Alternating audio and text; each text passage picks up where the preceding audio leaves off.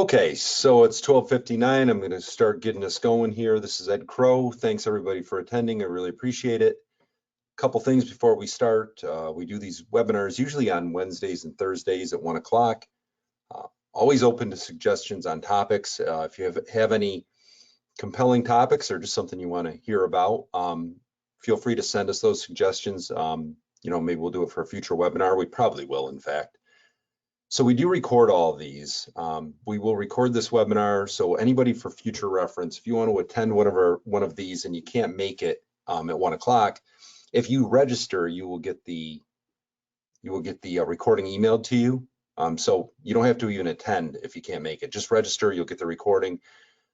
Also, go on YouTube if you want. We keep on YouTube all of our webinars, so you can watch all the recordings on YouTube, and it's just simply you just Google YouTube Crow and Associates, and we'll send you the link to our address as well for it, so you can have that. If there's any questions, ask them. I will answer them at the end. I know a lot of people say, well, we'd like you to answer the questions as you go through. I'm not smart enough to do that. And last time I tried, it just didn't work well. So I'm going to answer at the end, I promise. Our running time on this webinar will probably be about 15 minutes, probably not a lot more than that. So having said that, I'm going to get us started. So here are our topics. We're going to talk about the CMS proposal for 2024. It's official. They proposed this on December 27th. So what CMS is saying, they're going to have, they're suggesting that they're going to have for marketing guidelines, some other guidelines and changes too for 2024. If you want to access this material, we will send you the link in the follow-up email. It's on the Federal Register. We'll send that to you. I actually did read the whole thing. It's really compelling. I'm joking. It's not. That's why I'm summarizing it for you today.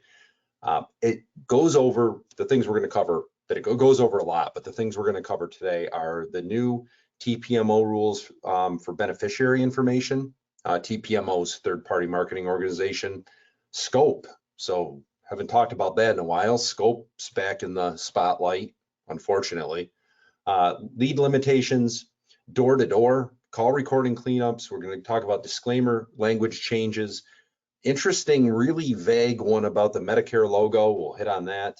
And then some other things that don't directly affect us, but will have an effect on our business.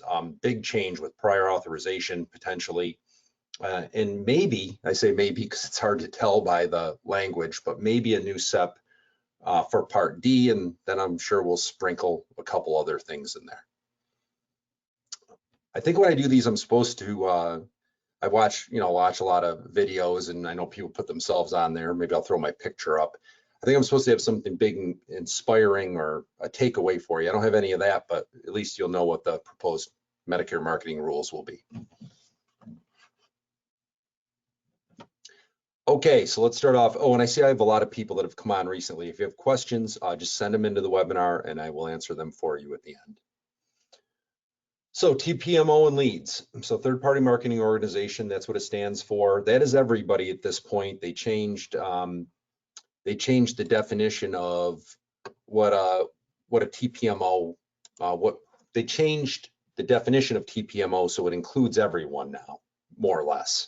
Including agents. I know there's been a push to try to get agents removed from that definition. No success on that as of yet. We could only hope that we could get removed as agents from that down the road. But what they're proposing is that a TPMO would not be able to share beneficiary information. Kind of innocuous sounding, doesn't sound like a big deal, but it actually would have a huge impact. That means lead companies would not be able to send leads. So this would be a huge blow to telesales organizations, assuming they follow the rule, because telesales relies heavily on lead gen from other third-party telemarketing companies, and a lot of them overseas. So this is an attempt to put an end to that. So those overseas and those even in the States, telemarketers who generate almost a large majority of the leads for telesales agencies, they no longer would be able to send that information over, so they couldn't generate leads anymore. The language on this is very vague. You'll see me say that a lot, but this one's fairly clear, and it looks like that's what's being proposed, and I do think from what I look at, it's a direct attempt to limit or eliminate overseas telemarketing and telemarketing in general for telesales agencies. I do see we're getting some questions, and I promise I will answer them at the end. The other thing they're proposing is leads would have a 6-month limit. Believe it or not, it's not talked about a lot, but there really isn't a limit right now on like a mail responder or an online lead. I know sometimes you see people say 90 days, but there's nothing official. This would put a 6-month limit on those leads. So as a result of that 6-month limit, companies, it would reduce their ability to resell those leads, because what happens right now is a lead is generated from a mail or an online lead, and those leads are sold over and over and over again, multiple times for years sometimes. So this would limit that. Okay, moving on to the scope. So the scope is back again. Obviously, you know, the scope of appointment has gone through a lot of gyrations over the years. Initially, it was a 48-hour rule. You had to have the scope. I'm sure most of you remember that. You had to have the scope 48 hours prior to the appointment. Then it went to 48 hours when practical, that's right, I almost forgot I switched to this one, practicable. Those are two different words, believe it or not. Maybe I'm the only one who didn't know that, but practical or practicable. So the scope was 48 hours when practicable. Practical means useful or matter of fact. Practicable means feasible or possible. So 48 hours when feasible or possible. And I was lying, I knew that. I was just making sure everybody else here did. Anyway, then the scope went to the start of the appointment. So, and that kind of became the accepted procedure, is just get the scope at the beginning of the appointment. Well, now they're proposing the 48 hours again with no exceptions. So they're taking that practicable part out of it. So in the proposal, if it goes through, back to 48-hour scope, no exceptions whatsoever. Interesting. This is something that's actually a good thing for us. They're talking about call recording rule cleanup. So as you know, when they came out with the call recording rule, it was last minute, and it was not specific at all. It was very open to interpretation. It's been interpreted many different ways. And CMS has pledged on this proposal to clean that language up and provide clarification on what is expected for call recording. It looks like what they're going to do is they're going to more clearly state what most people have been doing. And that is that if you were going to have a sale non-face-to-face over the phone, it needs to clearly be recorded. I think they'll give clarity too on the appointment setting for that non-face-to-face call. And I think they're going to also reinforce the fact that none of it needs to be recorded when it's a face-to-face meeting. So kind of the rules we've been going over, and it looks, you know, of the current language, if you're having a face-to-face appointment, you don't need to record anything. That means the appointment setting, the appointment, the after the appointment, that doesn't need to be recorded. And that's been right in line with what the carriers have been saying now and asking when they do audits. So it looks like the language is going to just solidify that a little more and make it more clear that that is really, that we're operating the right way. No more door-to-door is going to be allowed for business reply cards. Keep in mind with this, however, Medicare supplements are not under the guidance or the regulation, I should say, of CMS. So no door-to-door, meaning you get a mail reply card for an advantage, you can't go knock on their door. That's what they're putting in there. But this will not be applicable to supplements because they're not regulated by CMS. Complaints. So this is an interesting one too. It'll be interesting to see them try to administer this, but what they're saying is CMS will be more proactive on complaints. So currently, as you know, the carriers handle the complaints. CMS, Medicare, Social Security, they don't deal with the complaints. They've made that responsibility, the carriers, to research the complaint, investigate the complaint, and come up with a final determination regarding it. That's why, you know, that's their role. So they get a complaint, they inquire, they research, they see if it's founded or unfounded, they document that information and take action then, or no action with the agent accordingly. So what happens in that scenario is CMS doesn't check every complaint. They just audit the carrier from time to time on a small section of the complaints to make sure they're handling the cases and documenting them appropriately. So they're proposing that will change. The new rule would have every single complaint still being handled by the carrier, so that wouldn't change, but the resolution and the complaint itself would be sent to CMS on all of them. So literally every complaint that comes in that the carrier handles, regardless of the result, CMS would have to receive real time all of those. So the big question is who at CMS is gonna, well, not like it's one person, but who at CMS is going to administer and handle that volume? I have no idea. If somebody knows, let me know. I don't think they probably have a plan for it yet either, but that's what's being proposed. Now we get to the use of the Medicare logo.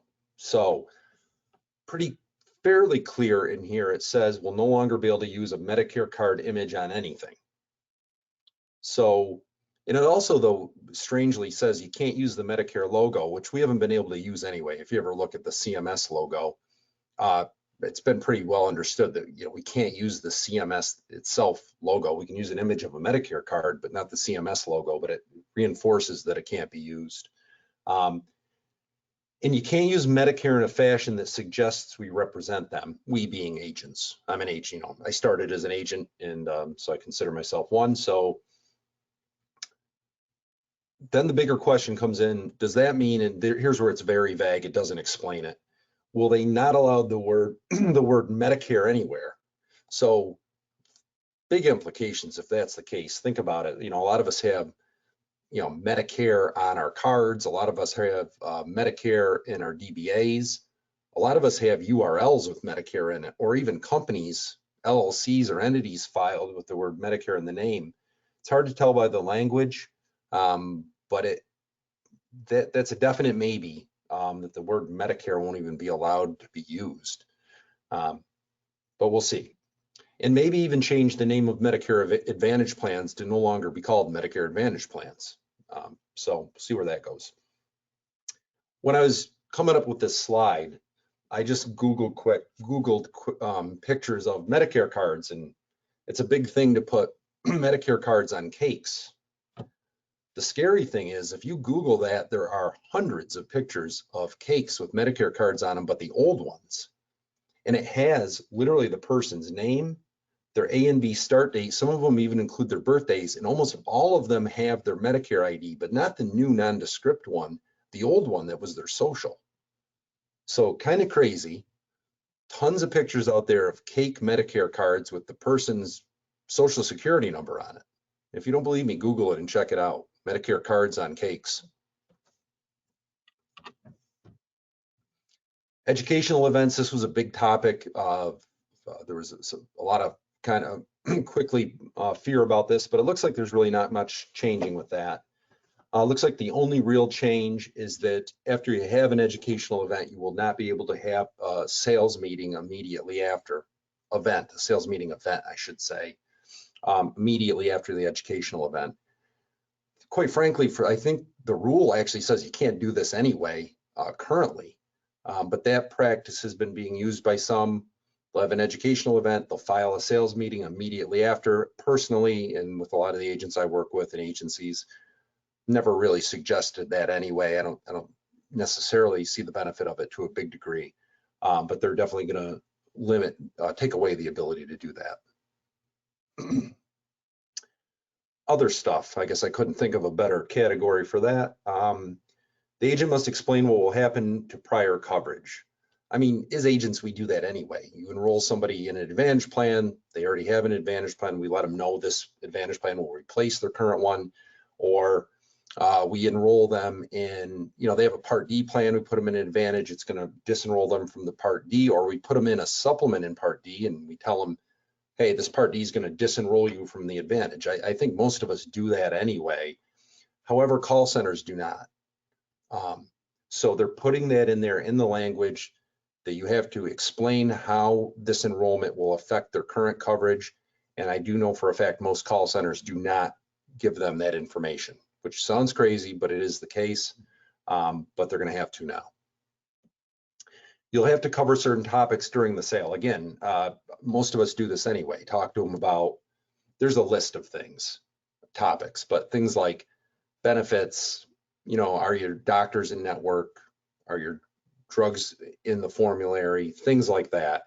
And again, call centers don't often do that, a lot of them anyway, but now they will have to. So here's an interesting one on prior auth. And this one could have big implications, not necessarily for us currently as an agent, but down the road for the MA plans. So MA plans would be required to utilize specialists with relevant experience when making prior auth decisions. Believe it or not, that's not currently required. So you could have somebody at an MA carrier plan making a prior auth decision for something really important, and they really don't have to have any relevant experience or training in that field. So it looks like that's going to change, where they will have to have relevant experience. That one surprised me. I honestly didn't know that, to be quite honest. And also, it looks like in there that they're potentially going to require the carriers to adopt the same prior auth rules as original Medicare. That is not currently the case. Prior auth is very different with Advantage versus original Medicare. And quite frankly, original Medicare doesn't really have much in the way of managed care prior auth. So I'm not really sure. I guess it would limit to a great extent the carrier's ability on MA plans to do prior auth if that goes through. Prior auth also would not expire, so that's being proposed. So the prior auth would stay valid throughout the full course of the treatment. That is currently not the case. We might look at this and say, oh, this is all good. But if you don't allow a managed care plan, an Advantage plan to manage care, it makes me wonder what might happen to the quality and the benefits of those plans down the road, because that is a big change. I guess we'll see. A new election for Part D. It looks like there's going to be one. Currently, may surprise some of you, but adding Part B is not an election, not a special election for a D plan. You can have a Part D plan with A only. So contrary to what some people think, if you add Part B of Medicare, that does not create an election period for Part D currently. Like I said, you can have D with Medicare A only. The new rule would change this, and it would make it so when somebody did add Part B of Medicare, that would create a special election, or an election period anyway, I should say, to take a Part D plan. I just threw the slide in here. I think we probably all know this, but I'm really hopeful agents will be removed from the definition of a TPMO. As agents, we really need to lobby for ourselves with that. I know organizations like NAHU are working on that and trying, but I think the more we lobby for ourselves to get removed from that definition, because I really don't think we're the problem here, quite frankly. I think all these calls people are getting are driving the dissatisfaction. That's mostly from call centers, not from us as agents. All right, enough on that. So we'll talk about the disclaimer. Next slide. I'm not going to read it to you guys. They offered they're suggesting some changes on the disclaimer language, obviously not in a good way. So the revised disclaimer for TPMOs that don't contract with every MA organization or Part D sponsor within a service area. So, they added a little language here. You can see insert list of MA organizations or Part D sponsors. So we don't offer every plan available in your area. Any information we provide is limited to those plans we do offer in your area, which are, and then we would literally have to say all the plans we offer. Sounds a little like overkill there, but that's what's being proposed. And then the revised disclaimer for TPMOs that contract with every MA organization would insert the following. We offer the following plans in your area, and then we'd have to insert a list of all of them. So we'd have to say all of them. And then also on this, the SHIP, so the health insurance program, the state health insurance program information is new as well. So some proposed changes to the disclaimer that would make it more burdensome. I really don't think people want to sit and listen to every plan we offer, but that is what's in the proposal, from what we can tell from reading it off the Federal Register. And we are done. So let's see if we have some questions. Couple quick things. Remember, all our webinars are recorded. They're all put on YouTube. You can go to youtube.com/@Crow-Medicare. If you go there, you can see every recorded webinar we've ever done. And I guess if you're really bored. But on a serious note, we have a variety of topics. We cover probably just about anything a person would ever ask about. Let me take a look at our questions.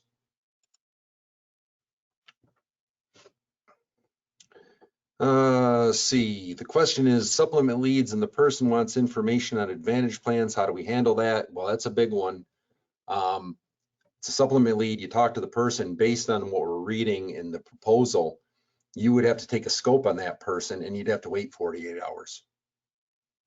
Would TPO restrictions also apply to mailing leads? It depends. That's okay. Again, that is also a really good question. That's where it's so vague you can't tell.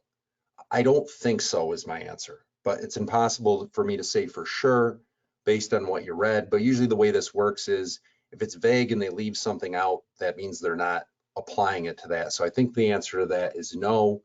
It wouldn't also apply to mailing leads, especially if the TP, because usually those mail vendors are mailing those leads and then sending them back to you. It might change the way they have to give you that information, meaning that lead card goes out, person fills it out. Instead of it going back to the lead vendor, then them consolidating and sending you the responses, those responses might have to have a return address to go back just to you.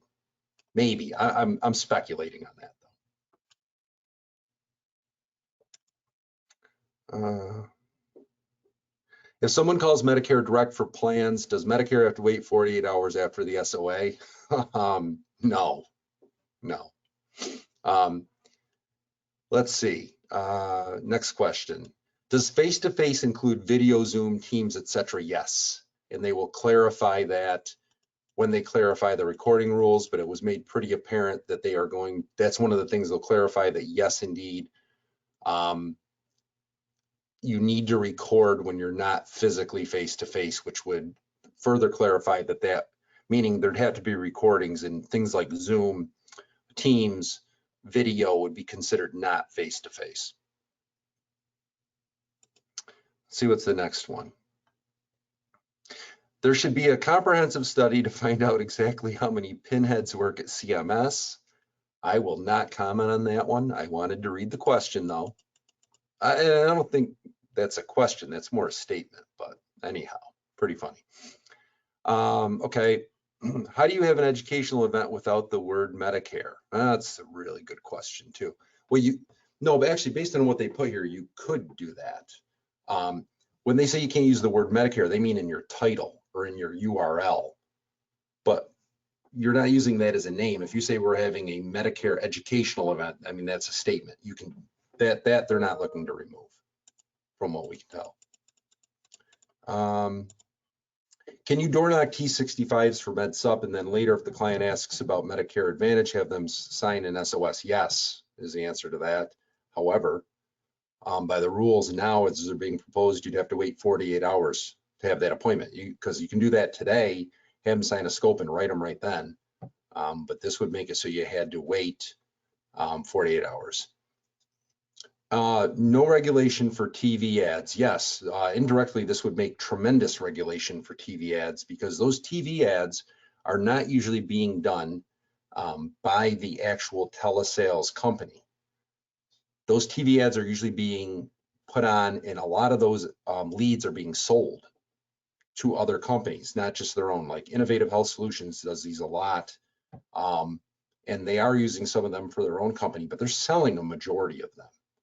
It would stop that. They wouldn't be able to do it anymore.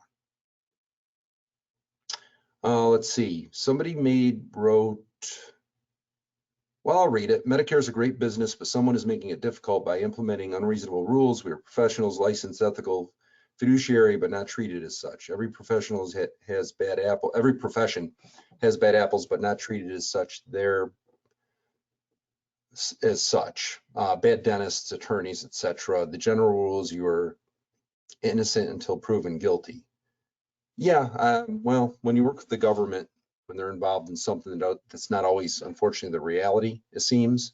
And the other thing I would say is this: I think the biggest problem here is by an agent, a face-to-face agent, or even an agent closing over the phone who's just an agent. I think we're getting mixed in, we're getting added in with telesales agencies and the massive amounts of calls they're doing and their lead vendors are doing. And I think we're being lumped in with that. And that's why I was pushing, saying we really got to raise awareness and get ourselves removed from the definition of TPMO. I think that's the key for us, because I think the pressure in the rules they're making to kind of chop the legs off all these phone calls, we're lumped in with that right now, and I don't feel like we should be, but that's my opinion. Do we have any other questions here? Let's see.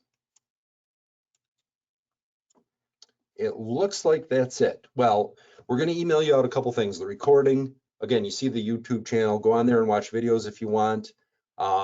We will send you out the link to the Federal Register so you can read these regs yourself. And also the Federal Register is good to know because anytime there's something proposed, it goes up there. That's the first place it goes. Let's see. More questions. Let's answer them. They're good ones. Good questions today.